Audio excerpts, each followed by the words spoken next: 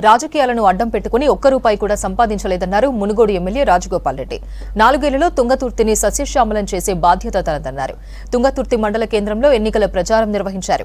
కార్యక్రమంలో స్థానిక ఎమ్మెల్యే మందుల సామిలు, భువనగిరి కాంగ్రెస్ అభ్యర్థి చామల కిరణ్ కుమార్ రెడ్డి పాల్గొన్నారు. ఎక్కడున్నా సరే మా ఆలోచన ప్రజల కోసమే ఉంటది, ఈ ప్రాంతం కోసం ఉంటది.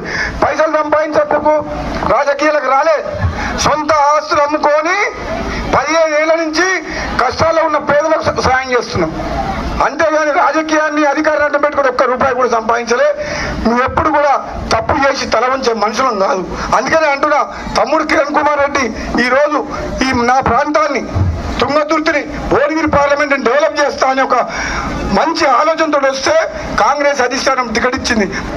కాంగ్రెస్ పార్టీ అధికారంలో ఉంది. ముఖ్యమంత్రి రేవంత్ రెడ్డి గారి నాయకత్వంలో 5 ఏళ్ళు ప్రభుత్వం ఉంటుంది. ఈ ప్రాంతాన్ని అన్ని రకాలుగా అభివృద్ధి చేసి రైతులకు అండగా ఉంటూ ఈ 4 ఏళ్లలో నేను చెప్తున్నా, జగదీశ్వర్ రెడ్డి ఏదైతే పని చేయలేకపోయిందో మంత్రిగా 10 ఏళ్ళు నుండి ఈ 4 ఏళ్లలో మీ తుంగతుర్తిని సస్యశ్యామలం చేసే బాధ్యత నాది, మందుల సామల్లి, కిరణ్ కుమార్ రెడ్డిది. నన్ను గెలిపిస్తే ఇక్కడ మనకు నిధులు అవసరం ఉన్నాయి. మనం బాగుండాలంటే నిధులు కావాలి. నిధులు కావాలంటే మనం పార్లమెంట్లో పోయి గలం ఇప్పి మనకు రావాల్సిన నిధులు తెచ్చుకోవాలి. 2014లో విభజన ప్రకారం మనకు కోట్ల రూపాయలు ఇవ్వాలి సెంట్రల్ గవర్నమెంట్ నరేంద్ర మోడీ, కానీ 10 ఏళ్ల నుంచి ఏమి ఇలే. కేసీఆర్ కూడా ఏం అడగలే.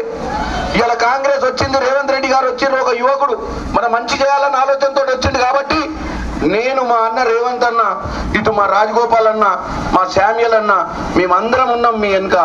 మనకి ఇక్కడ ఏ కష్టం ఉన్నా, ముఖ్యంగా మన పిల్లలకు ఉద్యోగాలు, హైదరాబాద్లో ఉద్యోగాలు చేసుకుంటే ఖర్చులు ఎక్కువైతున్నాయని హైదరాబాద్ ఉండలేరు.